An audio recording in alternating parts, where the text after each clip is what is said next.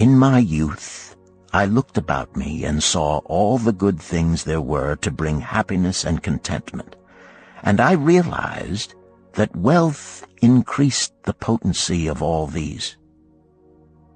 Wealth is a power. With wealth, many things are possible. One may ornament the home with the richest of furnishings. One may sail the distant seas. One may feast on the delicacies of far lands. One may buy the ornaments of the gold worker and the stone polisher. One may even build mighty temples for the gods. One may do all these things and many others in which there is delight for the senses and gratification for the soul. And when I realized all this, I decided to myself that I would claim my share of the good things of life. I would not be one of those who stand afar off, enviously watching others enjoy. I would not be content to clothe myself in the cheapest raiment that looked respectable. I would not be satisfied with the lot of a poor man. On the contrary, I would make myself a guest at this banquet of good things. Okay, so I'm going to ask you a question first. Some of you know the answer. What is the number one thing couples fight about in the world? The biggest thing couples fight about? Even billionaire couples, guess what they fight about the most? Money. Mr. Shope said to me that he thought it was a worthy goal to become financially independent for 3 major reasons. First, with money no longer a time-consuming consideration, I could then begin devoting heavy time to all the other dimensions of my life. Second, he suggested I become financially independent because it would tremendously increase my ability to help others. Only from positions of strength, including financial strength, can we help someone else. Finally, and most important, he said, I believe it is worthwhile to become financially independent for the sake of developing the person you must become to achieve that goal. What a major secret he taught me.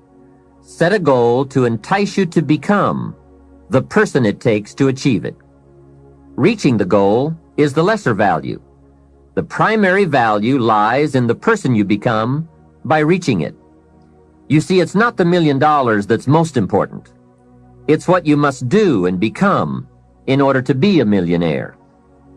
We're all aware that many people feel that we must be careful of focusing on money or affluence or abundance, that in it or in the pursuit of it there is danger. We often hear quoted from the Bible, the love of money is the root of all evil. And I do agree. If you make money your love, and you pursue affluence to the exclusion of or at the expense of other values of life, you have lost, not won. However, let us consider this question.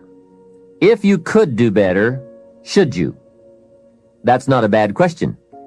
In the time allotted to labor, in the time given to economics, care for family, success, achievement, productivity, the creation of value, the development of skills and creativity, if you could do better, should you? I think that one of the greatest satisfactions of living life to the fullest is doing the best you can with whatever you have. Doing less than your best has ways of eroding the psyche. We seem to be creatures of enterprise. Surely it is the reason for the seasons. The soil and the sun and the rain and the seed all say, "What can you do with us?" The seasons say, "Do you have the genius to make something unique of us?" Life says, "Here's the raw material. What splendid things can you produce from all there is?" So, go for high productivity, the full employment of your genius, the full development of your potential in all areas of your life, including earning money.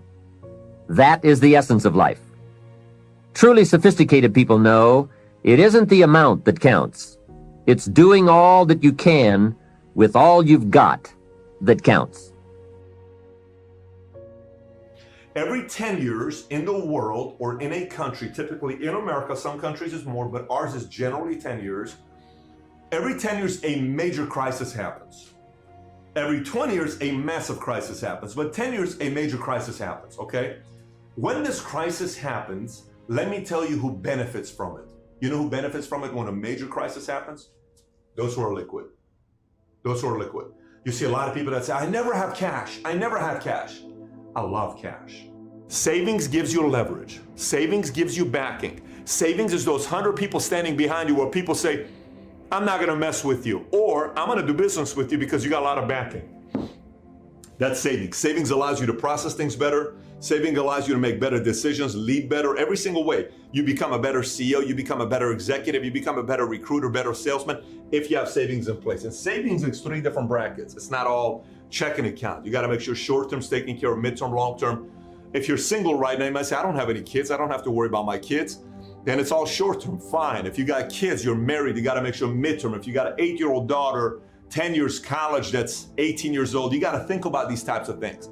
If you got a 16-year-old daughter, 10 years, 26, marriage, in your culture, do they pay? How much do you need to set aside? Is $50,000 a wedding? I don't know those numbers. But you need to be prepared for it because that time is coming very, very quickly. The biggest problem most people are facing when it comes down to try to double their money, you know what it is? They don't have enough money. That's the problem. Here's a stat for you. 52% of millennials ages 18 to 37 years old have less than $1,000 in savings. And by the way, only 16.5% of millennials have over $20,000 in savings. Only 16.5. So what's the problem? Savings. We need more savings. We need you to have more money in your pocket. Realize, cash is still king. This is not in the past. It is still king. Keep your cash. Don't get too aggressive. Don't get too crazy.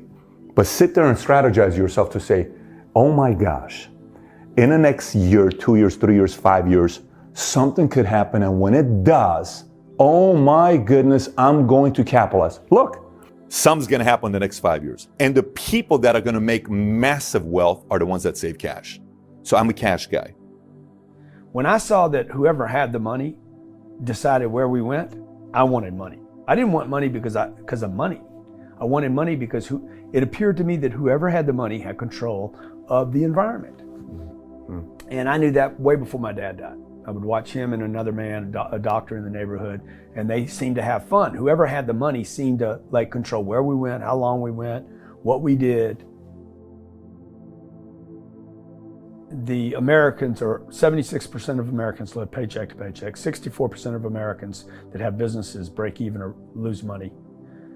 The land of the brave and the home of the free, that's our American anthem. It's not even close to the truth. Most people don't have any money and have accepted the fact that they don't have any money. They don't have any leftover money. They're fearful of money constantly. They overspend. They don't know how to produce money. They definitely don't know how to multiply it. Might be a world condition. Because what everybody's been telling me here is like, I said, what country am I describing? Right here. Yeah. My dad wanted to be rich. He never said that to me, but later I would find out my dad wanted to be a wealthy man. And he didn't get there. He fulfilled his personal obligation as a man to take care of his family and his wife and his kids and be a good example to his parents. He didn't get the freedom part, which he really wanted. And I think some of that might have been left in the environment for me to grab. Is that why you're doing what you're doing now? I don't think that's why I'm doing it, but certainly it was an inspiration.